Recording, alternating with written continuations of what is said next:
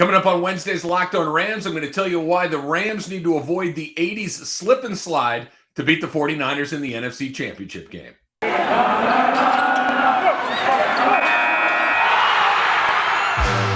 You are Locked On Rams, your daily Los Angeles Rams podcast. Part of the Locked On Podcast Network, your team every day.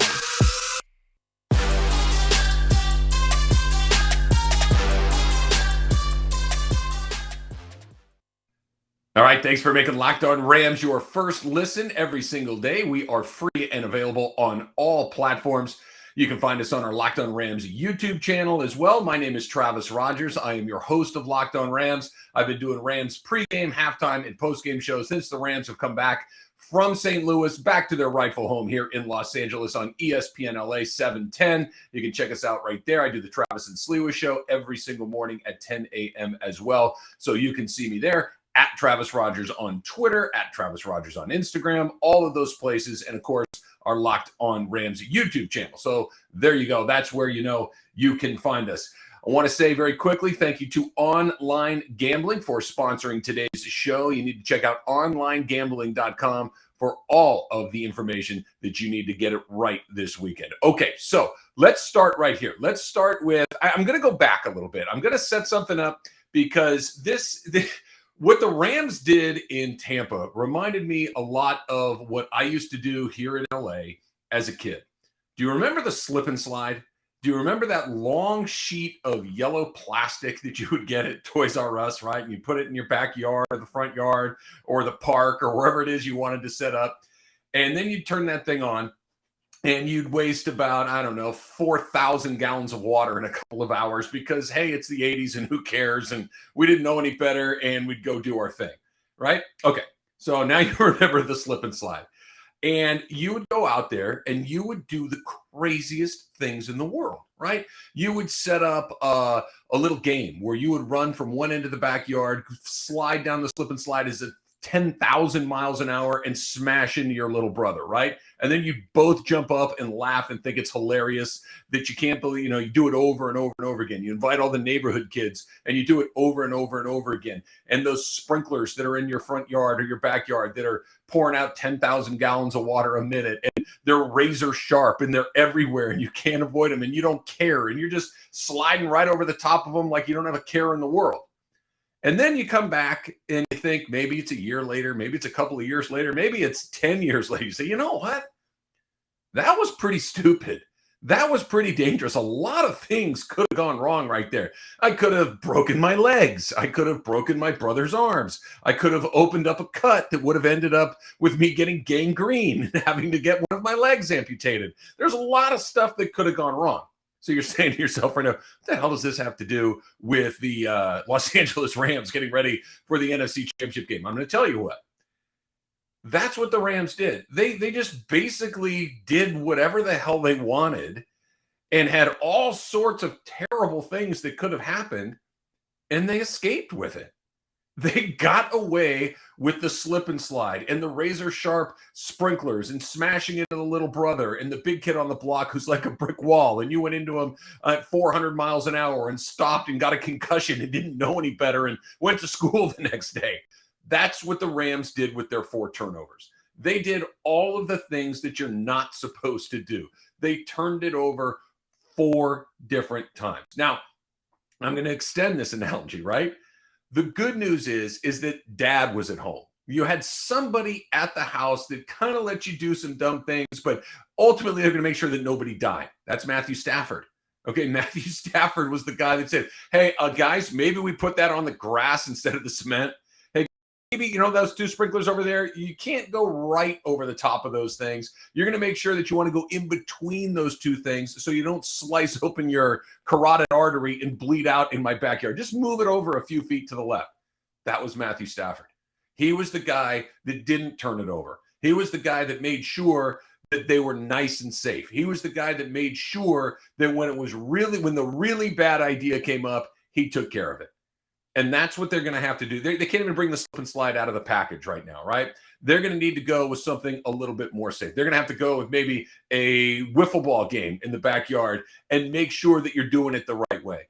Because if they go out there and do the reckless, crazy, dangerous things that they did against Tampa, 4 turnovers, they're going to lose to the San Francisco 49ers. You go back to the other game, and we'll get into this coming up a little bit later on, kind of going back through what Week 18 looked like. That's coming up in just a couple of minutes.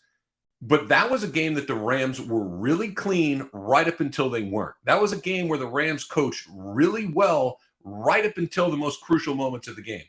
This is something that we'll talk about here in a minute, but this is a big deal. They can't do what they did against Tampa. I think the number's 1. If you have 1 turnover against San Francisco, I really like their chances. It could be an interception. It could be another fumble. The crazy part about the fumbles is the Rams had 5 lost fumbles during the regular season. 5. The whole season. I said it on the pregame show on Sunday morning going into the game. Look, the one thing the Rams can't do is throw interceptions because we know they're not going to fumble it. That's not what they do. They had 5 fumbles. They had 5 lost fumbles all season long. Okay, 5. 4 in one game? 4 in one game? You're not getting away with that again. You have to take care of the football. That's what number 1 priority.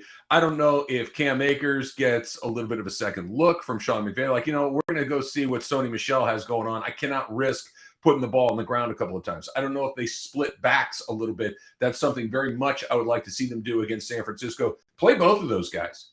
Number 1, Akers has a little bit of the fumble bug right now. We can't do that again. And number 2, Sony Michel has been fantastic for them all season long. This is a guy that came over late after the Akers injury. They made the trade for him. So you go and you get him because you know that Darrell Henderson's probably going to have a little trouble staying on the field for 17 games. You know that you're going to need a second back. And Sony Michel is the guy. And he came in and he got better week after week after week. And by the time he got into the second half of the season, he was a very effective part of your offense. And then Akers comes back and looks really good. And I know that he was your guy last season. He was going to be your guy coming into this season. So I don't have a huge problem with him jumping back to the top of the depth chart. That's fine.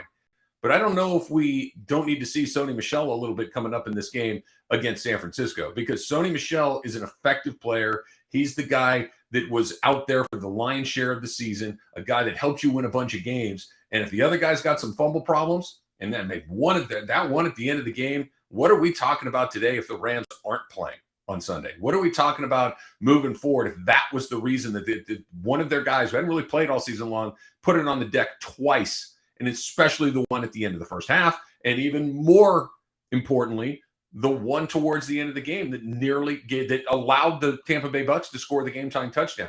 Let's get a little more Sony Michel in there. Let's get a few more guys to spread this thing around. Matthew Stafford has shown in the playoffs, the bug of how he can't do this, he can't do that. Well, how about no turnovers from him in the first 2 playoff games? How about a bunch of touchdown passes from him in the first 2 playoff games? He seems to be the guy that's got his hand on the wheel the best. Let's make sure that he's the guy that is making these decisions and not turning the ball over, and let's leave the slip and slide. Let's make sure that we don't do the reckless thing against San Francisco, because the deeper into the playoffs you get, the more magnified mistakes get. We've all heard that 1,000 times. Jimmy G's probably going to give you one. He gave you a couple the last time you played him. Let's make sure that you get that done this time around. Okay, so as promised, coming up next, we're going to talk about, you've heard it before, right? Can you beat a team 3 times in one season? The answer is yes, and what the Rams need to do to avoid it. But first, let me tell you about OnlineGambling.com, right?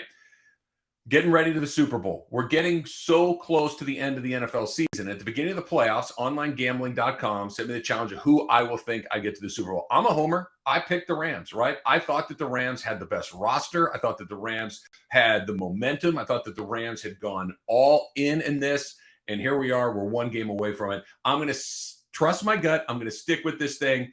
Not going to do it. I'm not going to change up right now. But if you were thinking of somebody else, maybe the Kansas City Chiefs are a good way to go, because they are looking fantastic. The way that their quarterback is playing right now, absolutely unbelievable. So, Rams fans, we're all looking to get an edge these days, and you got to thank OnlineGambling.com for sponsoring today's podcast. If you didn't know already, OnlineGambling.com is a website dedicated to giving bettors the edge. Throughout the playoffs, they're providing you with the best NFL tips, news, and all the information that you're going to need to make your bets as informed as ever. All right. The beginning of the playoffs, we had an idea. Now we're almost towards the end of the playoffs. So go to onlinegambling.com and make sure that you are all set up with all of your inside information to get ready to make your bets as best as you can. So if you're planning on making that bet, make sure you head to onlinegambling.com before you do that. Online gambling gives bettors the edge. And don't forget that you're going to want to check out the Peacock and Williamson NFL show as they're getting ready on the road to the Super Bowl right here in Los Angeles, part of the Locked On Podcast Network. The Peacock and Williamson NFL show. Make sure that you see those guys and get ready for everything that's coming here to LA. Okay, so let's go through what happened in Week 18. The idea of, can you beat a team 3 times in 1 year, right? This is one of the cliches that you hear over and over and over again about, hey, listen, it's really hard to beat a team 3 times in 1 year. Well, is it? Because since the merger in 1970, we've seen this happen about 24 times. About 2 out of 3 of those times, it does go to the team that had already won the previous 2. We saw the example of the opposite very recently, where Tampa lost both regular season games to the New Orleans Saints in the regular season. And then in the playoffs, they go into New Orleans, they win the game. Ultimately, they go and they win the Super Bowl. So we have an example very recently of this going their way, but it usually doesn't, right? 67% of the time it goes the other way. So that's the number that you're working against. But let's talk about what we saw in that last game. The last time these two teams played, final score, we remember, right? 27-24. The Niners win the game in overtime. The Niners drive the length of the field at the end of regulation to score a touchdown with about 85 seconds left. And they did it with Jimmy Garoppolo, the quarterback that's not supposed to do those things, right? They win the game. It's 6 in a row, and it feels the way that it does. But let's kind of go back and not remember the way that it ended. Let's not talk about the fact that the 49er fans were all over SoFi Stadium. Let's go back and talk about the football that took place in that game. The Rams were the better team for the vast majority of that game. I get it. I can hear Niner fans, right? Oh, it doesn't matter. You're right. But this is not one of these things that you think about like this, that sometimes when you have an opponent and they beat you 6 times in a row, you're thinking to yourself, I don't know how to get through this. I don't know how to beat that guy. Everything I have done comes up empty. I can't run it. I can't throw it. We don't have special teams.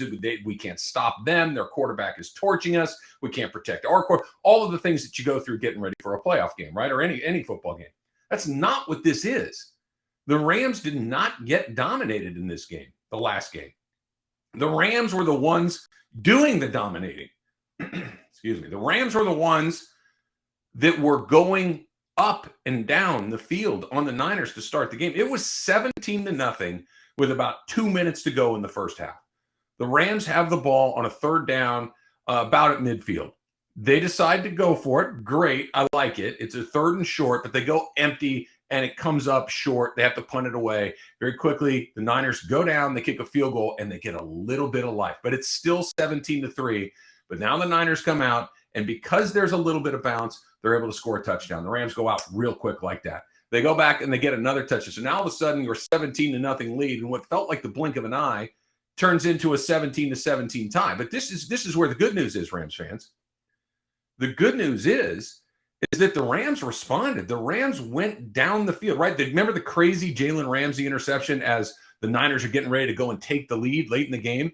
Tell me you didn't feel like the game was over when Ramsey made that. He tipped it and he knocked it back and he catches it and he gets up out of the end zone. He tries to run it out. Mistake, by the way. Let's just make sure that ball stays in the end zone. We'll bring it out that way.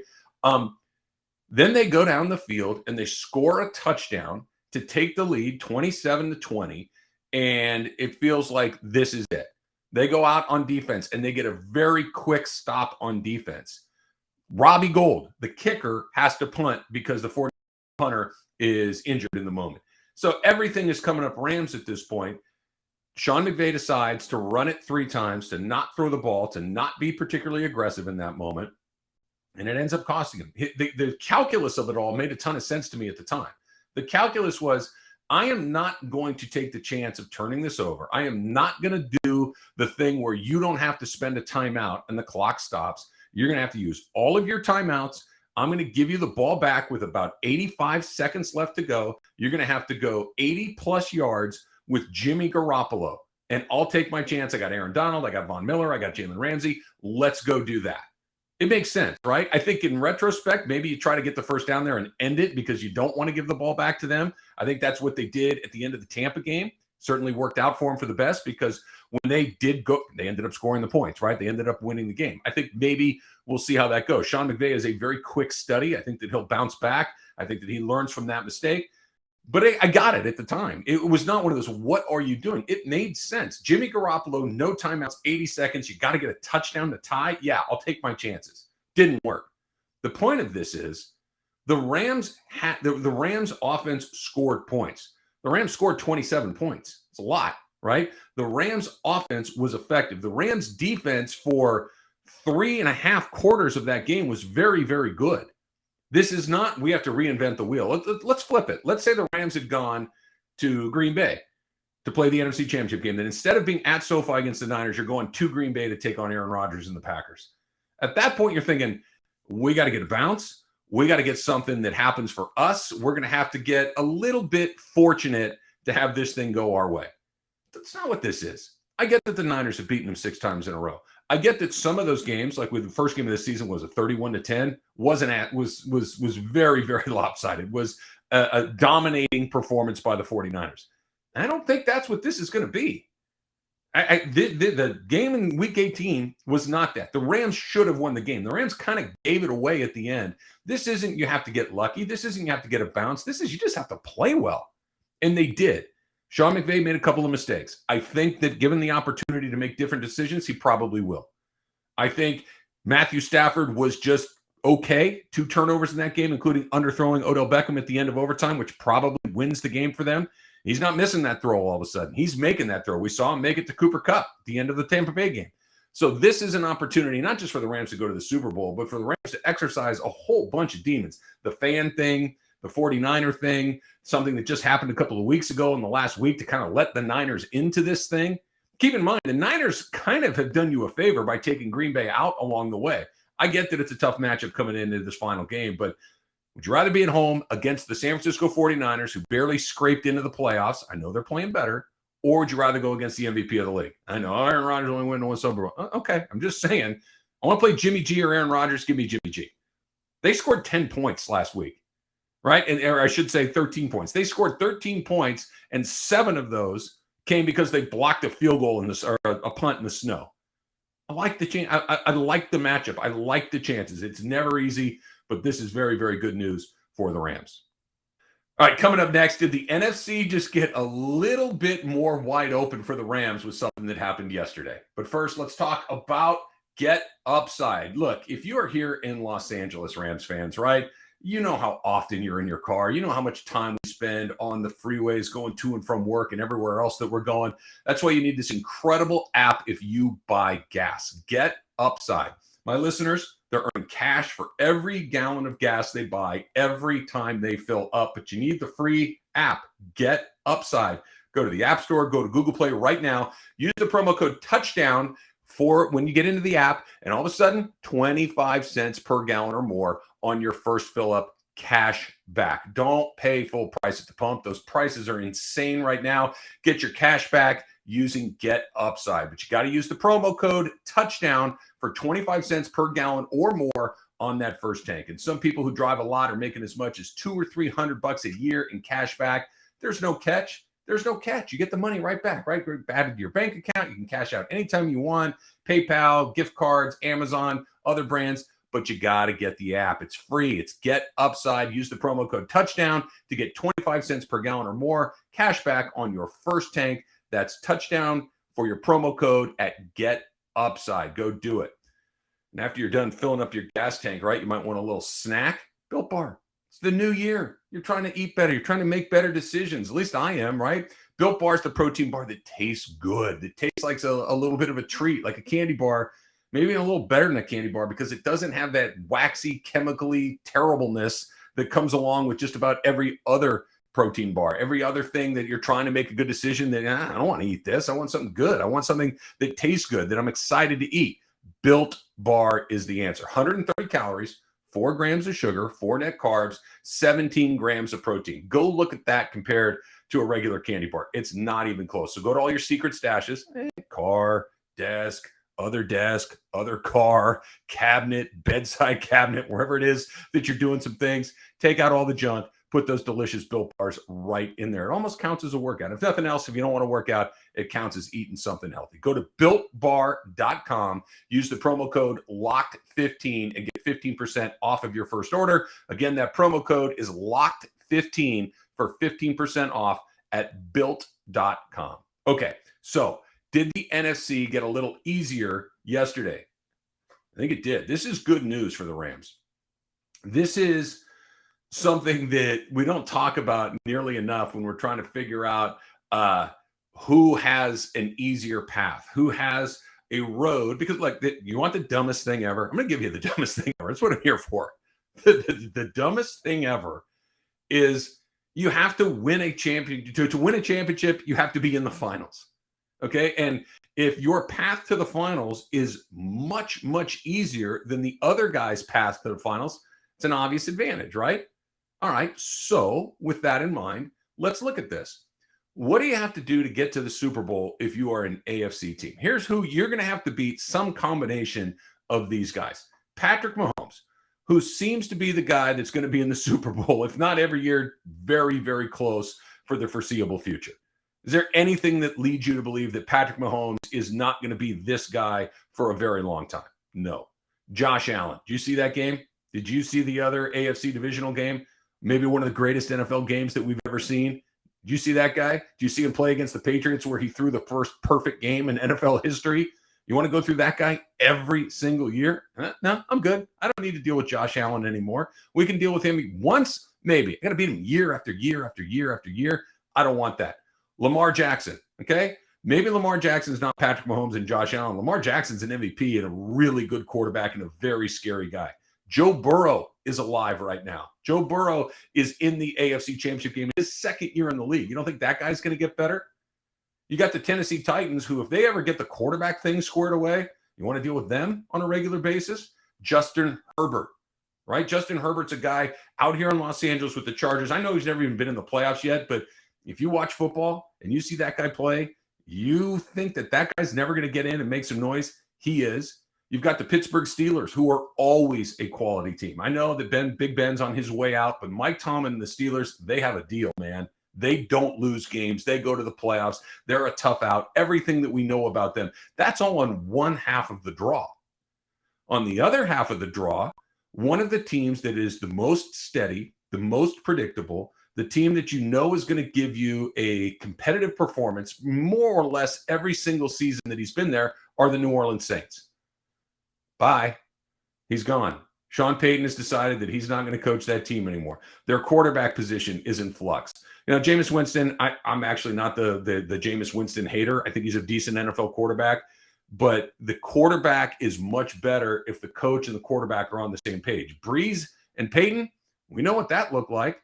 Sean Payton was going to figure out a way to make the next quarterback be functional, be good, and that's one more team that you have to deal with. Let's look at the rest of the NFC. Tom Brady may or may not be back. You just beat him, okay? I'm not saying it was easy, and I'm not saying that it's going to happen every single time, but the Rams have played Tom Brady and the Bucs 3 times. They're 3-0 against him, okay? I like that. Aaron Rodgers, maybe he stays, maybe he doesn't. Aaron Rodgers is a scary guy. The Packers are a good team, but he might not be there. Russell Wilson and the Seahawks are in the middle of a rebuild. He may or may not be there. He certainly was not the player that he's been for the vast majority of his career last season. Pete Carroll and the Seahawks are trying to refigure what it is that they're doing there. The Cowboys? Okay, sure. Sure. Mike McCarthy and Dak Prescott didn't understand that running the ball with 13 seconds left in the game was a bad idea. Not too worried about what they're doing. Who's the second best team in the NFC? It might be the Niners.